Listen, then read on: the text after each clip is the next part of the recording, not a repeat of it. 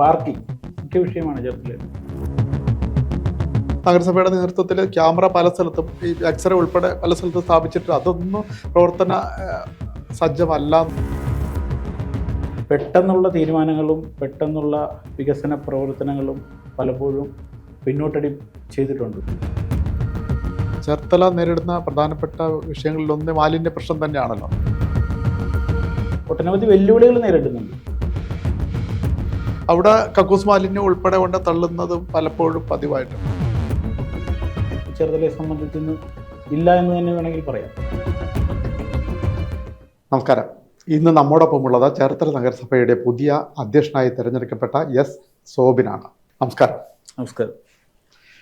നമുക്കറിയാം, ചേർത്തല വികസനം പ്രതീക്ഷിക്കുന്ന ഒരു നഗരസഭയാണ്, ഒത്തിരി സാധ്യതകളുമുള്ള ഒരു നഗരസഭയാണ്. എന്തൊക്കെയാണ് താങ്കളുടെ മനസ്സിലുള്ള സ്വപ്നങ്ങൾ? യഥാർത്ഥത്തിൽ NH വികസനത്തോടുകൂടി നമ്മുടെ നഗരസഭ വികസന സാധ്യതകൾ ഒത്തിരി ഉള്ളപ്പോൾ തന്നെ അതുപോലെ വെല്ലുവിളികളും നേരിടുന്നുണ്ട്. പ്രധാനമായും വാഹന ഗതാഗതത്തിൻ്റെ, റോഡിൻ്റെ വികസനം, ഇതെല്ലാം അതിൽ ഉൾപ്പെടുന്നതാണ്. NH വികസനം പൂർത്തീകരിക്കുമ്പോൾ NH അതോറിറ്റി ചെയ്യേണ്ട കുറച്ച് കാര്യങ്ങൾ കൂടി ഇപ്പോൾ ഉണ്ട്. പ്രാദേശികമായി ചേർത്തലക്ക് ഗുണകരമായ രീതിയിലല്ല NH DPR പഠനം നടന്നിട്ടുള്ളത്. പക്ഷെ അത് പരിഹരിക്കുന്നതിന് വേണ്ടിയിട്ടുള്ള ഇടപെടലുകൾ നമ്മൾ തുടരെ നടത്തുന്നുണ്ട്.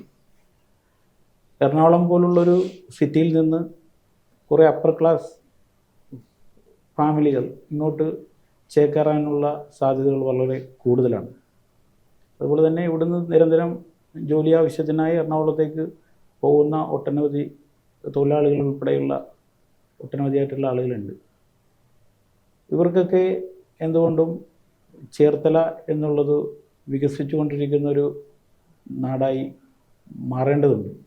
ആ വികസനം എപ്പോഴും ഒരു നാട് വികസിക്കുമ്പോൾ, അല്ലെങ്കിൽ നമ്മുടെ നഗരം വികസിക്കുമ്പോൾ പെട്ടെന്നുള്ള തീരുമാനങ്ങളും പെട്ടെന്നുള്ള വികസന പ്രവർത്തനങ്ങളും പലപ്പോഴും പിന്നോട്ടടി ചെയ്തിട്ടുണ്ട്. വേണ്ടത്ര പഠനം ഇല്ലായ്മ, എക്സ്പെർട്ടുകളെ കണക്ട് ചെയ്തിട്ടുള്ള ചർച്ചകളും സംവാദങ്ങളും ഇല്ലാതെയുള്ള വികസനങ്ങൾ എപ്പോഴും തിരിച്ചടി, അതിൻ്റെ ഡ്രോബാക്കുകൾ വളരെ വലുതാണ്.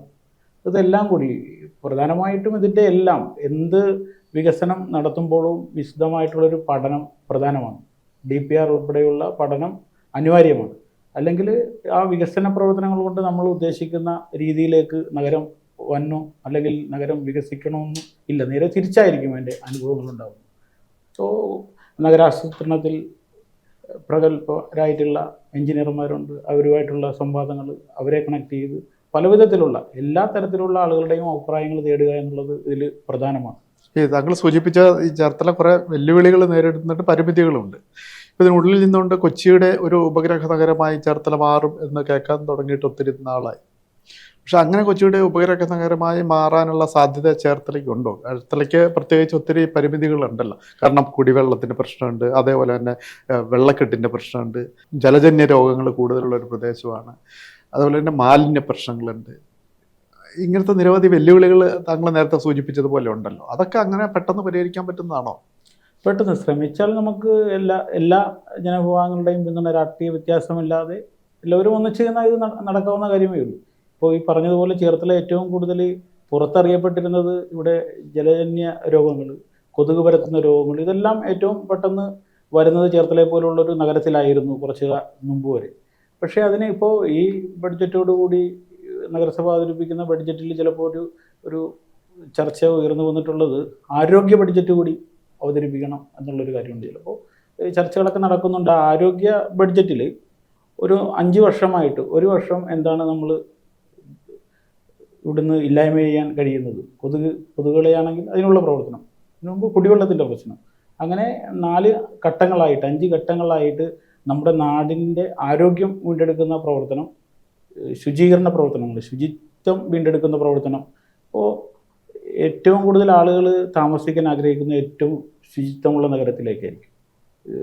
കുറച്ച് പഴമ ഉണ്ടെങ്കിൽ പോലും അവിടുത്തെ ശുചിത്വ നിലവാരം എങ്ങനെയാണെന്ന് നോക്കിയിട്ട് വൻ നഗരങ്ങളിൽ പോലും ആളുകൾ താമസിക്കാൻ ഇഷ്ടപ്പെടുന്നത്. പിന്നെ ശാന്തത, അവർക്ക് ആവശ്യമായിട്ടുള്ള വാഹന സൗകര്യങ്ങൾ, ഇതെല്ലാം കൂടിയിണങ്ങുമ്പോഴാണ് ഒരു നഗരത്തിലേക്ക് ആളുകൾ താമസിക്കാൻ വരുന്നതും ആ നാടിൻ്റെ വികസനം നടക്കുന്നത്. ആദ്യം ആളുകൾക്ക് നഗരം ഇഷ്ടപ്പെടുക എന്നുള്ളതാണ്, ഇങ്ങോട്ട് വരിക എന്നുള്ളതാണ്. അതിനു വേണ്ടിയിട്ടുള്ള പ്രവർത്തനങ്ങൾ ചേർത്തലക്കാരായിട്ടുള്ള നമ്മൾ ഒറ്റക്കെട്ടായിട്ട് ചെയ്യേണ്ടി വരും. അത് സോബിൻ യുവജന വിദ്യാർത്ഥി പ്രസ്ഥാനത്തിലൂടെയാണല്ലോ പൊതുപ്രവർത്തന രംഗത്ത് സജീവമായിട്ടാണ്. നമ്മൾ ഈ പ്രത്യേകിച്ച് പാർട്ടി പ്രവർത്തനത്തിലൊക്കെ നിൽക്കുമ്പോഴത്തേക്കും ഈ അധികാര സ്ഥാനങ്ങളിലുള്ളവർക്കെതിരായും അതേപോലെ തന്നെ നഗരസഭ സംസ്ഥാന ഭരണത്തിനെതിരായൊക്കെ നിരവധി സമരങ്ങളൊക്കെ സംഘടിപ്പിച്ചിട്ടുണ്ട്. അതിന് നേതൃത്വം കൊടുത്ത ഒരാൾ കൂടിയാണല്ലോ. അപ്പോൾ ഈ അധികാരത്തിലോട്ട് എത്തുമ്പോൾ നമ്മൾ ഈ ഉന്നയിക്കുന്ന മുദ്രാവാക്യങ്ങളെല്ലാം സഫലമാക്കാൻ എന്തെങ്കിലും പ്രതിസന്ധികളുണ്ടെന്ന് തോന്നിയിട്ടുണ്ടോ? 2 മാസമേ ആയിട്ടുള്ളൂ ഇപ്പോൾ വന്നിട്ട്, അങ്ങനെ തോന്നിയിട്ടുണ്ടോ? ഇല്ല, പ്രതിസന്ധികൾ ഉണ്ടെന്ന് പറയാൻ സാങ്കേതികപരമായ കുറച്ച് കാര്യങ്ങൾ ഒഴിച്ചാൽ നടപ്പാക്കുന്നതിൽ പ്രതിസന്ധിയൊന്നും മുന്നിലില്ല. നമ്മൾ വിചാരിച്ചാൽ എല്ലാവരുടെയും ഒറ്റക്കെട്ടായിട്ടുള്ള പ്രവർത്തനമാണ്. പല വിധത്തിലുള്ള രാഷ്ട്രീയപരമായിട്ടുള്ള പ്രതിഷേധങ്ങൾ ഉണ്ടാകാം. അതെല്ലാം മാറ്റിവെച്ച് നഗരസഭ തദ്ദേശ സ്വയംഭരണ സ്ഥാപനം എന്ന് പറയുമ്പോൾ ഇലക്ഷനോടുകൂടി ആ രാഷ്ട്രീയം മാറ്റിവെച്ചിട്ട് പിന്നെ വികസനത്തിന് പ്രാമുഖ്യം, പ്രതിപക്ഷത്തെ കൂട്ടിച്ചേർക്കുക, അവരുമായി ആലോചന നടത്തുക, അവരുടെ അഭിപ്രായങ്ങൾ കൂടി സ്വീകരിക്കുക, എല്ലാത്തരം ആളുകളെ കൂടി സ്വീകരിപ്പിച്ചു കൊണ്ടിട്ടുള്ളൊരു വികസനമാണ്. അങ്ങനെ എല്ലാവരും കൂട്ടായി ഒറ്റക്കെട്ടായി നിന്ന് കഴിഞ്ഞാൽ ഈ പറയുന്ന ഒരു പ്രതിസന്ധി വരത്തില്ല. എല്ലാ കാര്യങ്ങളും നമുക്ക് ചെയ്യാൻ വേണ്ടി പറ്റും എന്നുള്ളത്. ഈ ചേർത്തല ഇപ്പോൾ നേരിടുന്ന ഏറ്റവും വലിയ പ്രതിസന്ധി, വെല്ലുവിളി അതാണ്. ഇപ്പോൾ ചേർത്തല ഏറ്റവും കൂടുതൽ നേരിടുന്ന ഒരു പ്രധാനപ്പെട്ട വെല്ലുവിളി എനിക്ക് മനസ്സിലാക്കാൻ കഴിഞ്ഞത് ഗതാഗത സൗകര്യത്തിൻ്റെ പാർക്കിംഗ് മുഖ്യ വിഷയമാണ്. ചേർത്തലയിൽ പാർക്കിങ്ങിൻ്റെ കാര്യത്തിലും ഗതാഗതം പൂർണ്ണമായി ഇപ്പോൾ ഇരുമ്പുപാലം അതിൻ്റെ ബലക്ഷയം കാരണം വാഹനം ഗതാഗതം നിയന്ത്രിച്ചിട്ടുണ്ട്.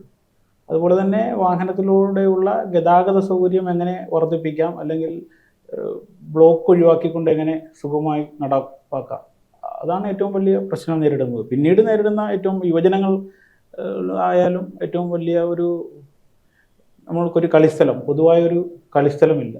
അവർക്ക് കായികപരമായ അവരുടെ കഴിവുകൾ പരിപോഷിപ്പിക്കുന്നതിന് വേണ്ടിയിട്ടുള്ളൊരു കളിസ്ഥലം ചേർത്തലയെ സംബന്ധിച്ചിന്ന് ഇല്ല എന്ന് തന്നെ വേണമെങ്കിൽ പറയാം.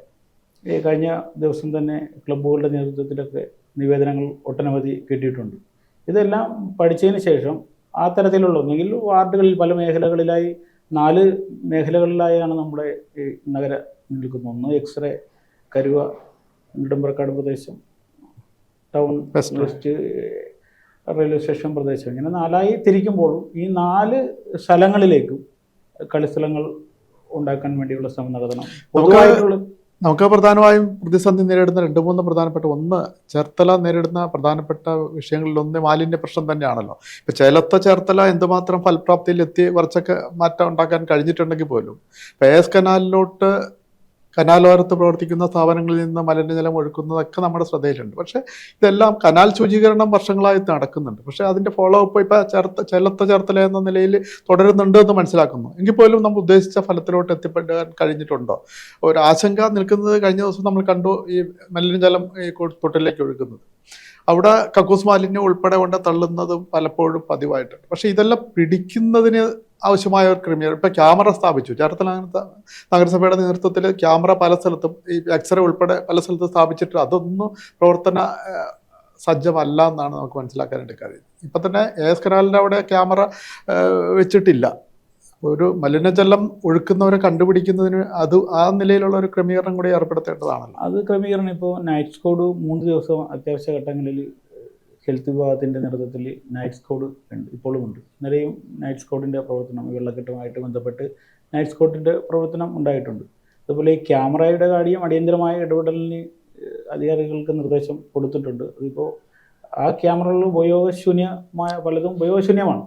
അതിപ്പോൾ രണ്ടാമത് അവിടെയൊക്കെ പല സ്ഥലങ്ങളിലും ക്യാമറ സ്ഥാപിക്കാൻ വേണ്ടിയിട്ടുള്ള നടപടികളിലേക്കാണ് പോകുന്നത്.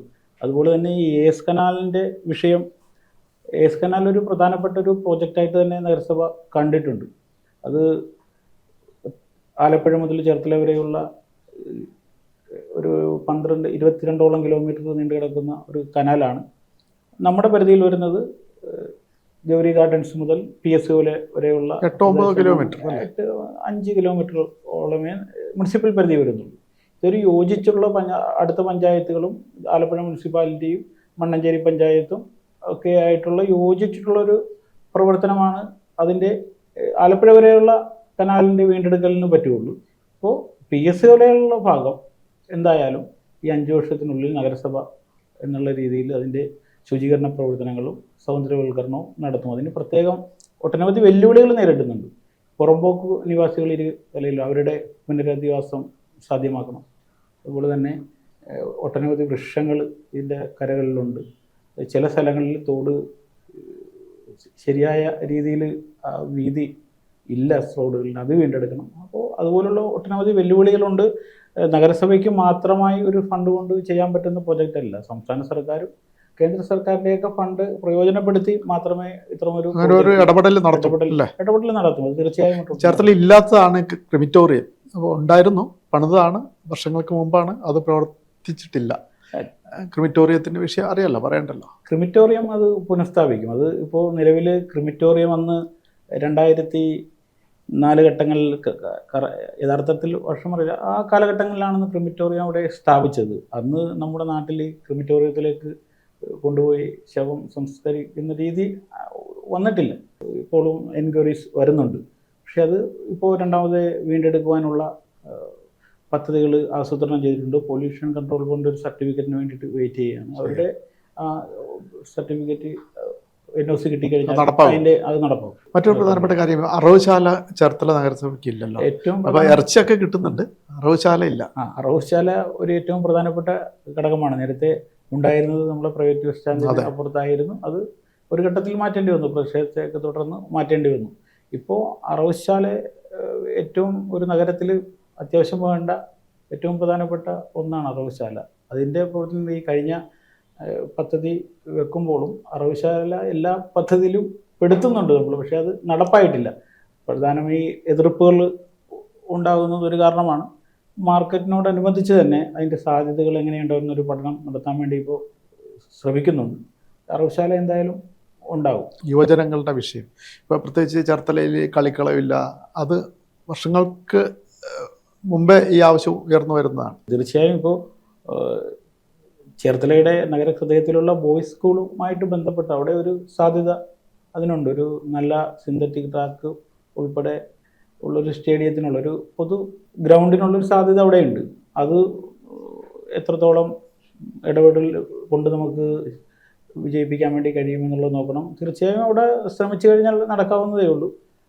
PTA-യുടെയും കൂട്ടായിട്ടുള്ള അവിടുത്തെ ഇപ്പോൾ തന്നെ ഒട്ടനവധി കബഡി പരിശീലനം ഉണ്ട്. അതുപോലെ തന്നെ രാവിലെ പ്രാക്ടീസിനായിട്ടുള്ള കുട്ടികൾ വരുന്നുണ്ട്, മുതിർന്നവർ വരുന്നുണ്ട്. ഇവരുടെ എല്ലാം ഒരു സഹായത്തോടു കൂടി ഇടപെടലും എല്ലാം കാര്യങ്ങളും ഉണ്ടെങ്കിൽ അവിടെ തന്നെ നഗരഹൃദയത്തിൽ തന്നെ ഒരു ഗ്രൗണ്ട് ഉണ്ടാക്കിയെടുക്കാൻ വേണ്ടി പറ്റും. പിന്നീട് പല സ്ഥലങ്ങളെക്കുറിച്ചും നമ്മൾ ചർച്ച ചെയ്തിട്ടുണ്ട്. വെറുതെ തരിശായി കിടക്കുന്ന കുറച്ച് സ്ഥലങ്ങൾ ഉണ്ട്. അവിടെ അതിൻ്റെ ഉടമസ്ഥരുമായി ബന്ധപ്പെട്ട് അത് നഗരസഭ വീണ്ടെടുത്ത് ഗ്രൗണ്ട് ഉണ്ടാക്കുന്നതിന് വേണ്ടിയിട്ടുള്ള നടപടികളും ആലോചിക്കുന്നുണ്ട്. എന്തായാലും പറഞ്ഞത് യുവജനങ്ങൾക്കും കുട്ടികൾക്കും ഏറ്റവും അത്യാവശ്യമായ ഒരു കാര്യമാണ് ഇന്നത്തെ സാഹചര്യത്തിൽ. രൂക്ഷമായൊരു പ്രശ്നം ഗതാഗത പ്രശ്നമാണ്, ഗതാഗത കുരുക്കാണ്, വാഹനങ്ങളുടെ തിരക്ക് അനുദിനം വർദ്ധിക്കുകയാണ്. പക്ഷേ അതിൻ്റെ പശ്ചാത്തല സൗകര്യങ്ങൾ വികസിക്കുന്നില്ല എന്ന് മാത്രമല്ല, നിലവിലുള്ളത് അവിടെ തന്നെ വാഹന പാർക്കിംഗ് നടത്തിയിട്ട് കാൽനട യാത്രക്കാർ ബുദ്ധിമുട്ടായിട്ടുള്ള സാഹചര്യം നിലവിലുണ്ട്. ഇപ്പോൾ നമുക്ക് KSRTC ബസ് സ്റ്റാൻഡിൻ്റെ പരിസരത്ത് തന്നെ വൈകുന്നേര സമയങ്ങളിൽ അങ്ങോട്ട് കാൽനട യാത്ര പോലും ബുദ്ധിമുട്ടാണ്. അവിടെ മുഴുവൻ വണ്ടി പാർക്ക് ചെയ്തിരിക്കുക. അതിന് എന്തെങ്കിലും നടപടിയുണ്ട്? ഈ നഗരാസൂത്രണത്തിൽ ഏറ്റവും വിദേശ രാജ്യങ്ങളൊക്കെ തന്നെ ഏറ്റവും പ്രധാനം കൊടുക്കുന്നത് കാൽനട യാത്രക്കാർക്ക്. നമ്മൾ ഈ പറയുമ്പോഴും വണ്ടികൾക്ക് അല്ല. അവിടെ ഇപ്പോൾ യൂറോപ്യൻ രാജ്യങ്ങളിലൊക്കെ കാൽനട യാത്രക്കാർക്ക് ആദ്യത്തെ പരിഗണന കൊടുക്കുന്നത്. അവരെങ്ങനെ സുഖമായി പോകാൻ കഴിയും, അതിനുശേഷമാണ് വണ്ടികളുടെ കാര്യങ്ങൾ. ഫുട്പാത്തുകളാണ് അവിടെ മനോഹരമായി നമുക്ക് കാണാൻ വേണ്ടി സാധിക്കും. പക്ഷെ ഇങ്ങനെ ഇവിടെയും അങ്ങനെ വാഹനങ്ങൾക്ക് ഇടം കൊടുക്കരുതെന്നുമല്ല, വാഹനം പോകാൻ വേണ്ടിയിട്ടുള്ള മതിയായ റോഡ് വൈഡനിങ് എല്ലാം ഉൾപ്പെടെ ഉണ്ടാകുകയും വേണം. അതുപോലെ തന്നെ കാൽനട യാത്രക്കാർക്ക് സുഗമമായി, എന്നാൽ നഗരങ്ങളിലേക്ക് കച്ചവട സ്ഥാപനങ്ങളിലേക്ക് ആൾ വരുള്ളൂ. അങ്ങനെയുള്ള കാര്യങ്ങളിൽ സുഗമമായി കാൽനട യാത്രയ്ക്ക് പോകാൻ വേണ്ടിയുള്ള ഫുട്പാത്തുകൾ സൗന്ദര്യവൽക്കരിച്ച് ഉണ്ടാക്കേണ്ടതുണ്ട്. അപ്പോൾ റോഡ് വൈഡനിങ് സ്ഥലം എത്രത്തോളം ഏറ്റെടുക്കാൻ പറ്റുന്നതിനെക്കുറിച്ച് ആലോചിക്കണം. എന്തായാലും ഈ വീതി ഇപ്പോഴുള്ള നിലവിലുള്ള റോഡിൻ്റെ വീതിയിൽ കൂടി നമ്മൾ ഉദ്ദേശിക്കുന്ന രീതിയിൽ നഗരം വികസിപ്പിക്കുമ്പോൾ വണ്ടികൾക്ക് പോകാനുള്ള ബുദ്ധിമുട്ടുണ്ടാകും. അതിൻ്റെ എങ്ങനെയെല്ലാം നടപടി ആയിട്ടുണ്ടോ? നടപടി ഇപ്പോൾ ഒന്നും ആയിട്ടില്ല യഥാർത്ഥത്തിൽ. പക്ഷേ അതിൻ്റെ ചർച്ചകൾ പ്രാരംഭഘട്ടത്തിൽ എല്ലാ ഘടക സ്ഥാപനങ്ങളുമായിട്ടൊക്കെ നടത്തുന്നുണ്ട്. ഇപ്പോൾ ചേർത്തല ഇരുമ്പ് പാലത്തിൻ്റെ അവിടെ നിന്ന് വടക്കോട്ട് ഉള്ള കനാലോര മേഖലയിലേക്ക് പണ്ട് പാർക്കിംഗ് സൗകര്യം അതുപോലെ പാർക്കും ഒക്കെ ഉണ്ടായിരുന്നതാണ്. വണ്ടികൾക്ക് പാർക്ക് ചെയ്യാം. അതുപോലെ തന്നെ പാർക്ക് വൈകുന്നേര സമയങ്ങളിൽ സമയം ചെലവഴിക്കാൻ കുടുംബമായിട്ട് അവിടെ വന്നിരിക്കാനുള്ള സൗകര്യങ്ങളൊക്കെ ഉണ്ടായിരുന്നു. ഇപ്പോൾ ഈ TB കനാലുമായി ബന്ധപ്പെട്ട് അവിടെ കുറച്ച് ആളുകൾ നിരന്തരം വരുന്നുണ്ട്. അവിടെ ഇപ്പോൾ അത്യാവശ്യം മുനിസിപ്പാലിറ്റിയിലെ കണ്ടീജൻറ്റ് ജീവനക്കാർ എല്ലാ ദിവസവും രാവിലെയും വൈകിട്ടും അത് ശുചിയായി നോക്കുന്നുണ്ട്. അത്യാവശ്യം ആളുകൾ വരുന്നുണ്ട്. പക്ഷേ അതല്ല, TB കനാലുമായി ബന്ധപ്പെട്ടും മണികണ്ഠനാറും ഇത് സംയോജിപ്പിച്ചുകൊണ്ടൊരു ടൂറിസം പദ്ധതിക്ക് നല്ല സാധ്യതയുണ്ട്. ഒരു ഉള്ളിലേക്ക് കയറി കിടക്കുന്ന ഈ നെടുമ്പ്രക്കാട് പ്രദേശം മണികണ്ഠനാറിന് ചുറ്റി വളഞ്ഞു കിടന്നിട്ട് ഇവിടെ ഈ നമ്മുടെ ചേർത്തലയിലെ ത്രിവേണി സംഗമം എന്നറിയപ്പെടുന്ന കുറിയമുട്ടൻ കായലും ചെങ്ങണ്ടൻ കായലും കൈതപ്പുഴ കായലും കൂടി ഒന്നിക്കുന്ന ഈ സ്ഥലങ്ങളൊക്കെ നല്ല സാധ്യതകളുള്ളതാണ്. അവിടെയും നഗരസഭ ഇടപെട്ടുകൊണ്ടൊരു ടൂറിസം പ്രോജക്റ്റിന് ഇതിനെല്ലാം ശരിയായ പഠനമാണ് വേണ്ടത്. കഴിഞ്ഞ ഭരണസമിതി എന്തൊക്കെയോ നടപടി നീക്കിയിരുന്നില്ലേ ഈ പദ്ധതിയായി? ഈ പദ്ധതിയായി കഴിഞ്ഞ ഭരണസമിതിയും നല്ല രീതിയിലുള്ള നടപടികളിലേക്ക് പോയിട്ടുണ്ട്. അതിൻ്റെ തുടർച്ചയാണ് ഇനിയും ചെയ്യാൻ ഉദ്ദേശിക്കുന്നത്. ഈ വെള്ളക്കെട്ടിൻ്റെ കാര്യം പറഞ്ഞല്ലോ. നഗരത്തിൽ ഒറ്റ മഴയ്ക്ക് തന്നെ വെള്ളക്കെട്ടാണ്. കോടതിക്കവല ടൗൺ LP സ്കൂളിൻ്റെ ചെയർമാൻ്റെ നേതൃത്വത്തിൽ രാത്രി തന്നെ വെള്ളക്കെട്ട് പരിഹരിക്കാനൊരു നടപടി സ്വീകരിച്ചിരുന്നല്ലോ. പക്ഷെ ശാശ്വതമായൊരു പരിഹാരമാണോ? ശാശ്വതമായ പരിഹാരം അല്ല. ഇന്നലെയുള്ളൂ അത് ഇപ്പോൾ അത്യാവശ്യ ഘട്ടത്തിൽ ഇന്നലെ ചെയ്തു എന്നുള്ളതേ ഉള്ളൂ. ശാശ്വതമായ പരിഹാരം PWD എഞ്ചിനീയർമാർ, മറ്റ് നഗരാസൂത്രണത്തിൻ്റെ വിദഗ്ധരായിട്ടുള്ള ആളുകൾ ഇവരൊക്കെ കൂടിയാലോചിച്ച് ഇപ്പോൾ ടൗൺ സ്കൂളിൻ്റെ ഫ്രണ്ടിൽ തന്നെ വെള്ളക്കെട്ട് അതൊരു അശാസ്ത്രീയമായ ഒരു റോഡ് ഭാഗമാണെന്ന് തീർച്ചയായും പറയാൻ കഴിയും. ഒന്നെങ്കിൽ ഒരു കാണ അവിടെ പണിയേണ്ടി വരും, അല്ലെങ്കിൽ റോഡിന് സ്ലോപ്പ് ഇട്ട് റോഡ് പൊക്കേണ്ടി വരും, അല്ലെങ്കിൽ ആ വെള്ളക്കെട്ട് എപ്പോൾ മഴ പെയ്താലും അവിടെ ഉണ്ടാവും. പിന്നെ മറ്റു പ്രദേശങ്ങളിൽ ചേർത്തല നഗരത്തിലുണ്ടായ വെള്ളക്കെട്ടുകൾ ഇന്നലെ ആദ്യ മഴയാണ് പെയ്തത്. അപ്പോൾ കരിയിലെ മറ്റ് സാധനങ്ങളൊക്കെ അടിഞ്ഞുകൂടിയുള്ളത് അത് കാര്യമാക്കേണ്ട. പ്രധാനമായും ഇപ്പോൾ വെള്ളക്കെട്ട് നഗരത്തിൽ നിലനിൽക്കുന്നത് ഈ ടൗൺ സ്കൂളിൻ്റെ ഭാഗത്തിൽ. താലൂക്ക് ആശുപത്രിയിലെ പുതിയ കെട്ടിടം നിർമ്മാണം ഏകദേശമൊക്കെ പൂർത്തിയായി. മന്ത്രി കൂടിയായ MLA പറഞ്ഞത് 10 ദിവസത്തിനുള്ള ഉദ്ഘാടനം എന്നാണ്. മാർച്ച് ആദ്യ ആഴ്ചയിൽ തന്നെ ഉദ്ഘാടനം ഉണ്ടാകും എന്നുള്ളതാണ് പ്രതീക്ഷിക്കുന്നത്. മാർച്ച് ആദ്യ വാരം തന്നെ ഉദ്ഘാടനം ഉണ്ടാകും. മറ്റെല്ലാ കാര്യങ്ങളും കെട്ടിടത്തിൻ്റെ പണി ഏകദേശം പൂർത്തീകരിച്ചിട്ടുണ്ട്. എക്യുപ്മെൻറ്റ്സും കാര്യങ്ങളും വരാനുണ്ട്. മറ്റു കാര്യങ്ങളെല്ലാം അവിടെ കെട്ടിടങ്ങൾ വരുന്നതോടെ കെട്ടിടം വരുന്നതോടെ നിലവിലുള്ള പ്രശ്നങ്ങൾക്കും പരാതികൾക്കൊക്കെ പരിഹാരമാകും എന്ന് കരുതുന്നുണ്ടോ? കെട്ടിടം അടിസ്ഥാന സൗകര്യം മാത്രമാണ്. കെട്ടിടം ചികിത്സ ഡോക്ടർമാരുടെ അഭാവം ഇപ്പോൾ ഉണ്ട്. അത് കഴിഞ്ഞ ദിവസം തിരുവനന്തപുരത്ത് പോയി നഗരസഭ അധ്യക്ഷൻ എന്ന നിലയിൽ തിരുവനന്തപുരത്ത് പോയിരുന്നു. മന്ത്രിയുടെ ഓഫീസുമായി ബന്ധപ്പെട്ടു നമ്മുടെ ഇവിടുത്തെ മിനിസ്റ്റർ P. പ്രസാദിൻ്റെ നേതൃത്വത്തിൽ ആരോഗ്യമന്ത്രിക്ക് ഒരു നിവേദനം നൽകിയിട്ടുണ്ട്. അത് ഒഴിവുള്ള ഡോക്ടർമാർ ഈ അടുത്ത ആഴ്ച തന്നെ നികത്തും എന്നുള്ളതാണ് അവിടുന്ന് കിട്ടിയിട്ടുള്ള ഉറപ്പ്. അങ്ങനെയാണ്. പിന്നെ മറ്റ് ഡോക്ടർമാരെ, പാരാമെഡിക്കൽ സ്റ്റാഫിനെയൊക്കെ നിയമിക്കുന്ന കാര്യങ്ങളുമെല്ലാം ശ്രദ്ധയിൽപ്പെടുത്തിയിട്ടുണ്ട്. അതെല്ലാം അനുഭാവപൂർവ്വം പരിഹരിക്കാമെന്നുള്ളതാണ് പറഞ്ഞിട്ടുള്ളത്. പിന്നെ ചേർത്തല ഹോസ്പിറ്റൽ ഒരു താലൂക്ക് ഹോസ്പിറ്റലായതുകൊണ്ട് ആ സ്റ്റാഫ് പാറ്റേൺ ഒരു മാനദണ്ഡമുണ്ട്. ആ മാനദണ്ഡത്തിൻ്റെ അകത്ത് നിന്ന് ചെയ്യാൻ പറ്റുള്ളൂ എന്നാണ് അറിയിച്ചിട്ടുള്ളത്. എന്നാലും ഒഴിവുകൾ നികത്തുന്ന കാര്യത്തിൽ നടപടിയുണ്ട്. ചേർത്തല നഗരസഭയുടെ അധ്യക്ഷനായി ചുമതലയേറ്റിട്ട് 2 മാസം തികയുന്നതേ ഉള്ളൂ. ഇതുമായി ബന്ധപ്പെട്ട കാര്യങ്ങൾ പഠിച്ച് വരുന്നതേ ഉള്ളൂ എന്നാണ് നമുക്ക് മനസ്സിലാക്കാനായിട്ട് കഴിയുന്നത്. എങ്കിൽ പോലും ഒത്തിരി പ്രതീക്ഷകളും സ്വപ്നങ്ങളും ഒക്കെ ഉണ്ട്. എല്ലാം സഫലമാകുമെന്നാണ് പ്രതീക്ഷ, അല്ലേ? എൻ്റെ മാത്രം സ്വപ്നങ്ങളല്ല, ഈ നാടിൻ്റെ സ്വപ്നമാണ്, ഈ ചേർത്തലയുടെ സ്വപ്നമാണ്. അതെല്ലാം ഞാനെന്ന വ്യക്തിയല്ല, നമ്മളെല്ലാം ഒന്നിച്ച് നിന്ന് കഴിഞ്ഞാൽ കൗൺസിൽ എല്ലാ 36 കൗൺസിലർമാരും എന്നോടൊപ്പം ഉണ്ടാകും.